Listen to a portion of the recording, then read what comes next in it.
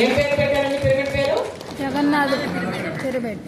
Shri Jagannatha pyramid. ఆ pyramid త్వరలో ఇక్కడ సాక్షాత్కరిస్తుంది. పరమేష్ గారు, పిరమిడ్ ఇక్కడ సాక్షాత్కరిస్తుంది కదా. Shri Jagannatha pyramid. Shri Jagannatha pyramid. Shri Jagannatha pyramid. Shri Jagannatha pyramid. Shri Jagannatha pyramid కి. శ్రీ జగన్నాథ పిరమిడ్ కి. శ్రీ జగన్నాథ పిరమిడ్ కి. జగన్నాథ పిరమిడ్ మనకి జగన్నాథ గట్టు మీద ఎంతో ఎనర్జీ స్పాట్ మీద రాబోతోందండి. దానికి అందరం మనం నాంది పలుకుదాం.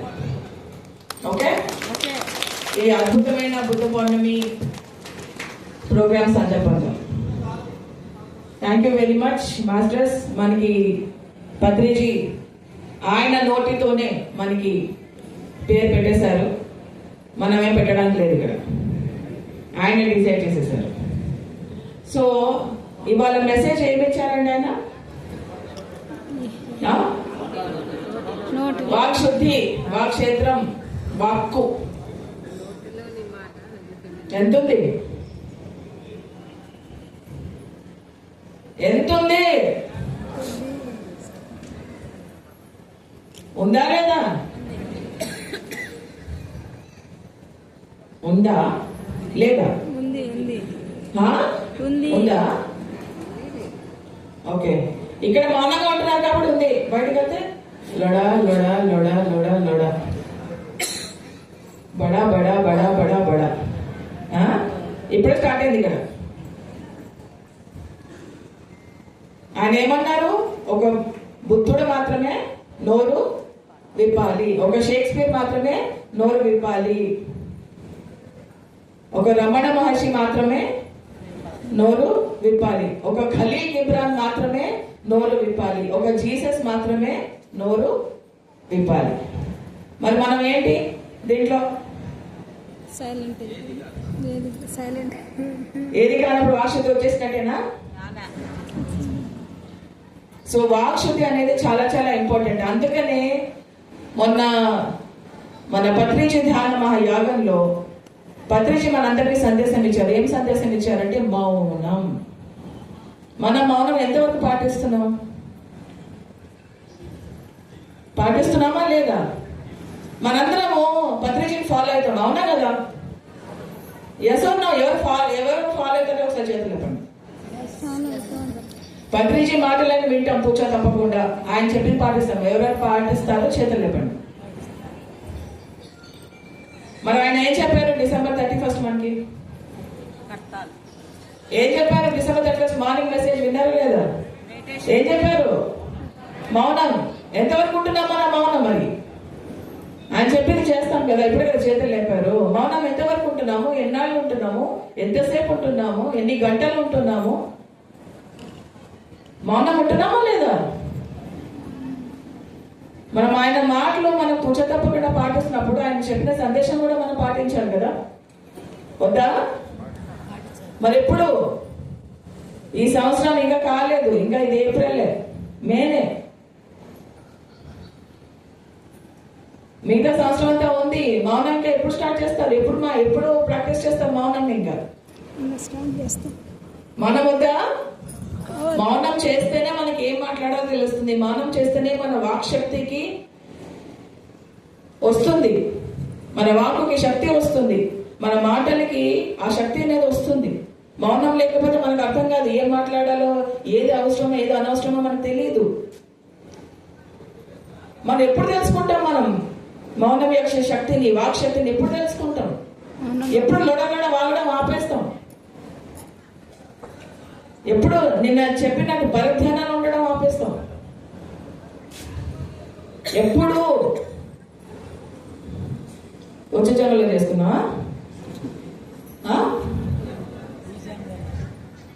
మనమేమో ఈ జన్మనైనా ముక్తి పొందేసి ఈ జన్మ ఇంకా ఆఖరి జన్మ చేసుకోవడానికి చేస్తున్నాం, కానీ వాక్శుద్ధి లేదు. ఏం చేయాలా? ఏం చేయాలి? మౌనం. ఇప్పటి నుంచి ఎవరెవరు మౌనంలో ఉంటారో ఒకసారి చేతులు చెప్పండి.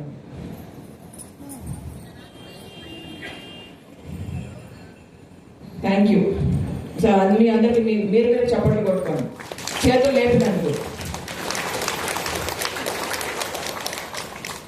మౌనం అంటే 3 రకాల మౌనాలు ఉన్నాయి. ఒకటి ఈ మౌనం. ఈ మౌనం ఉండాలంటే ధ్యానం. ఓకే. రెండో రకం మౌనం ఏంటంటే కంప్లీట్ గా మాట్లాడకపోవడం. ఇది బంద్ ఉండడం, ఇది బంద్ ఉండడం. ఓకే.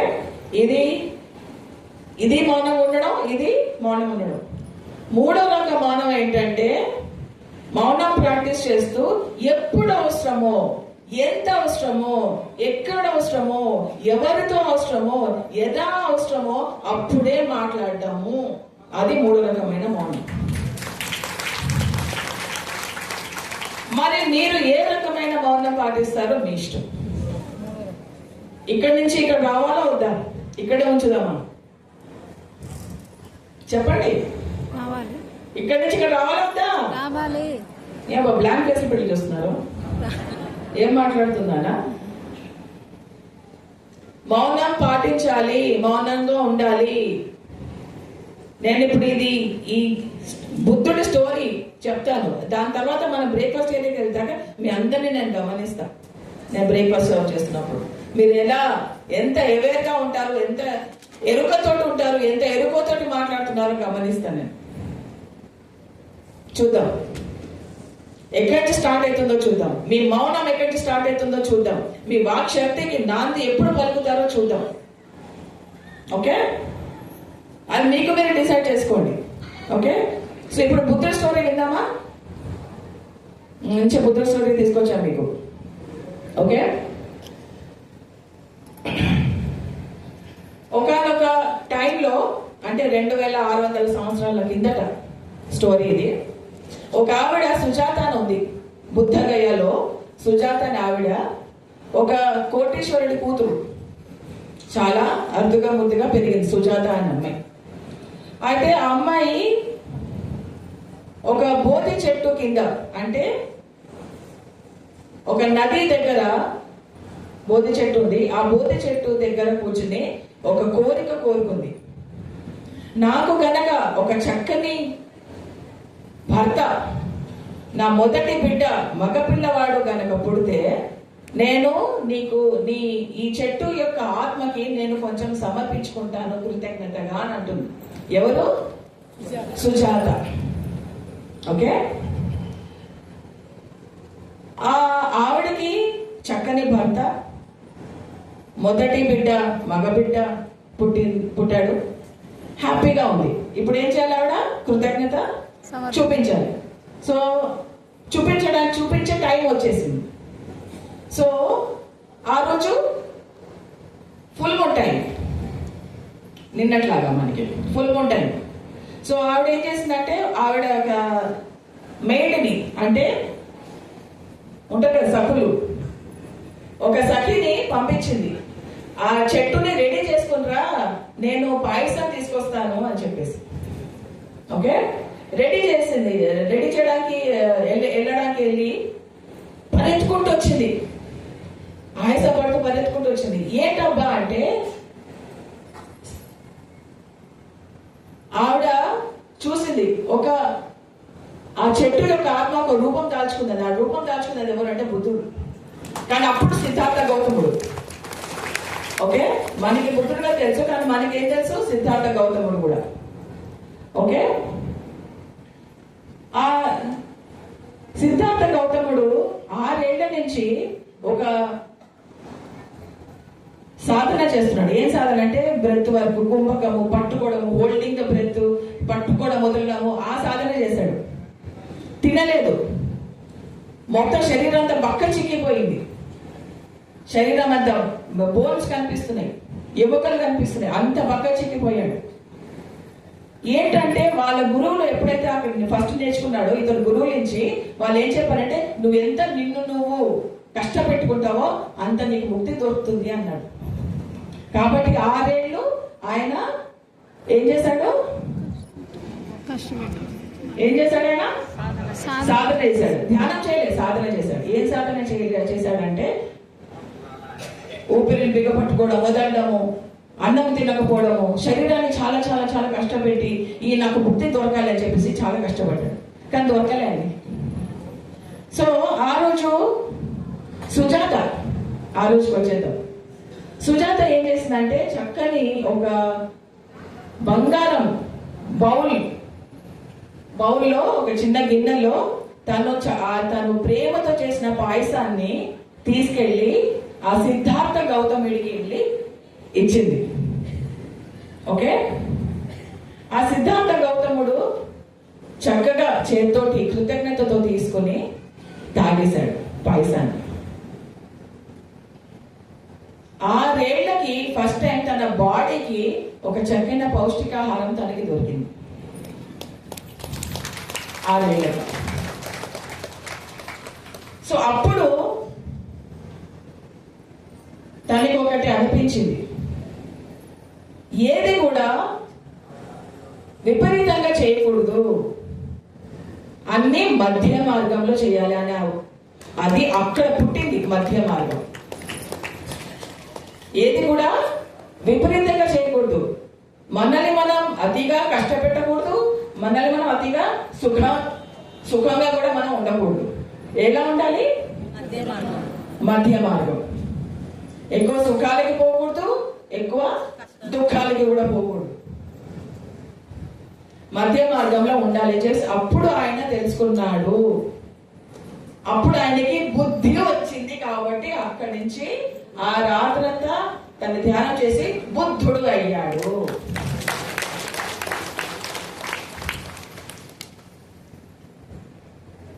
తను అన్నాడు అన్నమాట బుద్ధుడు, నేను నిజంగా ఈసారి ఎన్లైట్మెంట్ పొందేటట్టయితే నా యొక్క గిన్నె ఏదైతే తను గిన్నెలో పాయసం తినేశాడో అది ప్రవాహానికి విరుద్ధంగా అలా వెళ్తుంది అని అనుకున్నాడంట.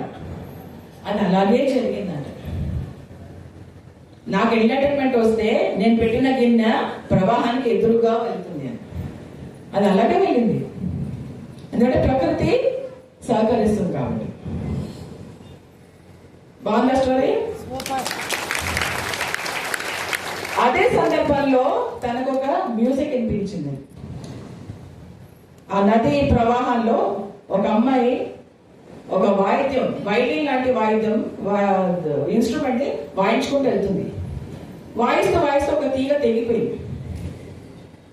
దాని వల్ల బుద్ధుడికి ఏమర్థమైందంటే, ఇప్పుడు మన గణేష్ వాళ్ళ బృందం ఎంతో చక్కగా మ్యూజిక్ వాయించారు, వైలిన్ ఉంది. ఆ వైలిన్ ని బాగా టైట్ చేస్తే ఏమైతుంది? తెగిపోతుంది. లూజ్ గా ఉంటే ఏమైతుంది? మ్యూజిక్ రాదు. మధ్య మార్గం, కరెక్ట్ గా ట్యూనింగ్ ఉండాలి.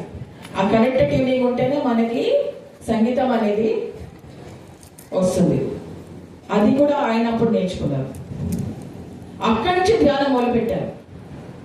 మనకి బుద్ధి, ఆయనకి బుద్ధి అనేది ధ్యానంలో వచ్చిందా? ధ్యానం బయట ధ్యానం లేకుండా ఆవిడ వచ్చినప్పుడు ఆయనకి ఎన్లైటన్మెంట్ వచ్చిందా? ఈ బుద్ధి వచ్చిందా? ధ్యానం చేస్తే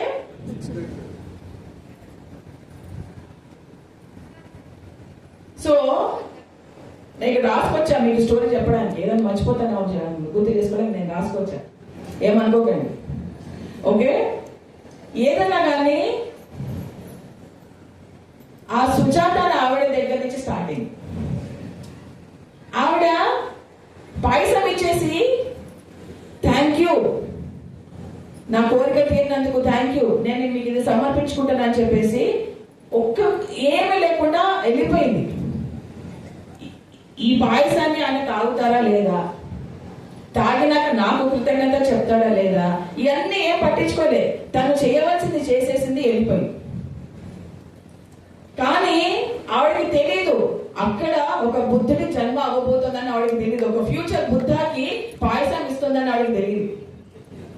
సిద్ధార్థ గౌతముడు బుద్ధుడు అయిన దినం అది.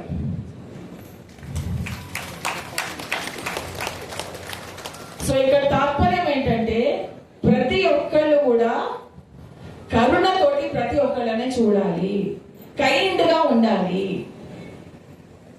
ఆవిడ పాయసం ఇవ్వకపోతే ఏమైతుంది? ఆ రోజు ఆయనకి ఏం తెలుస్తుంది? అది ఎప్పుడప్పుడు తెలుస్తుంది. కానీ ఆవిడ కరుణ వల్ల, ఆవిడ థ్యాంక్ఫుల్నెస్ వల్ల, ఆవిడ గ్రాటిట్యూడ్ వల్ల ఆ పాయసం ఇచ్చినందుకు ఆయనకి ఎంతో జ్ఞానోదయం అయ్యింది. కాబట్టి ఆ రోజంతా, ఆ రాత్రంతా, ఆ పౌర్ణిమ రోజు రాత్రంతా ధ్యానం చేసి పొద్దుగల బుద్ధుడు అయిపోయాడు. ఆ బుద్ధుడు ఎలా అయ్యాడు అంటే తన యొక్క మైండ్ లో ఉన్న మాయలన్నీ చితిలిపోయాయి, అటాచ్మెంట్స్ పోయినాయి, మాయలు పోయినాయి, గర్వం పోయింది, అహంకారం పోయింది, నాశనం అయిపోయింది. ఇవన్నీ పోయినాకనే ఆయన బుద్ధుడయ్యాడు. మనం ధ్యానం చేస్తున్నాం, ఇవన్నీ పోయినాయా లేదా? అటాచ్మెంట్ పోయిందా లేదా? మనం గతంలో ఉండకూడదని చెప్పారు. మన గతాన్ని మర్చాయనమా, ఆ గతంలోనే జీవిస్తున్నామా? పత్రిజీ చెప్పారు లేదు గతం వదిలేద్దామని. ఆయన ఏం చెప్పారు? ఇప్పుడు ఇక్కడ నేను జగన్నాథ్ గతంలో నెక్స్ట్ ఎక్కడికి వెళ్ళాలి, కర్నూలుకి వెళ్ళాలి, అంతే ఆలోచిస్తారు ఆయన. ఆయనకి రిటైర్మెంట్ ప్లానింగ్స్, ఫ్యామిలీ ప్లానింగ్స్ ఇవన్నీ ఉండవు. ఏ ప్లానింగ్ లేదు ఆయనకి. నెక్స్ట్ తక్షణ కర్తవ్యం ఏంటి అనేది డిసైడ్ చేస్తారండి. సో మనమంతా దీంతో నేర్చుకోవాల్సింది ఏంటంటే మధ్య మార్గం. ఆ మధ్య మార్గంలో నడవడానికి మనమంతా ప్రయత్నిద్దాం, ధ్యానం చేద్దాం. ధ్యానం వల్ల మనం ఎంత మారామో మనకి తెలియాలి. మన మాయలు తగ్గాయి లేదా, మన అహంకారం నాశనమైందా లేదా, మన గర్వాలు తగ్గాయా లేదా, మన వాక్శుద్ధి జరిగిందా లేదా, మన కరుణ పెరిగిందా లేదా. మీ పక్కన ఉన్న మనిషిని కరుణతో ఒక్కసారి చూడండి. మీ పక్కన కూర్చున్న మనిషిని ఒక్కసారి కరుణతోటి, ఆ కళ్ళలో కరుణతోటి ఒకసారి చూడండి. నవ్వకండి, ఇది జోక్ కాదు, నిజం చెప్తున్నా. ఒకసారి మిమ్మల్ని చూడండి. మీ పక్కన కూర్చున్న వాళ్ళని ఒకసారి కరుణతోటి చూడండి ప్లీజ్. ఎక్సర్సైజ్ లేదా కరుణ?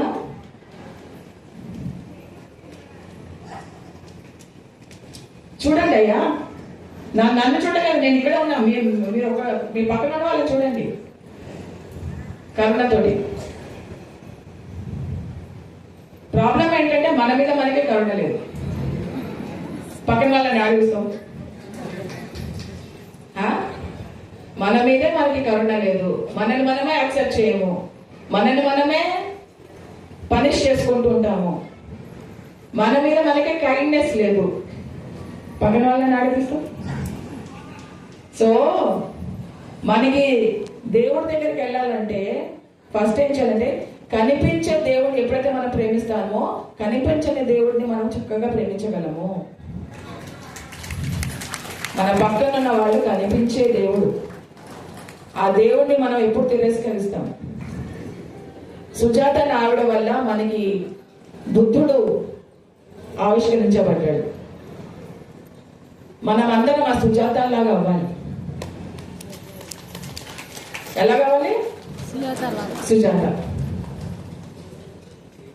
సుజాత లాగైతే మనందరం బుద్ధులకి దారి చూపించిన వాళ్ళం అవుతాం, బుద్ధులని ఒక పునర్జీవనం ఇచ్చిన వాళ్ళం అవుతాం. ఇక్కడంతా సుజాతలా కాదా?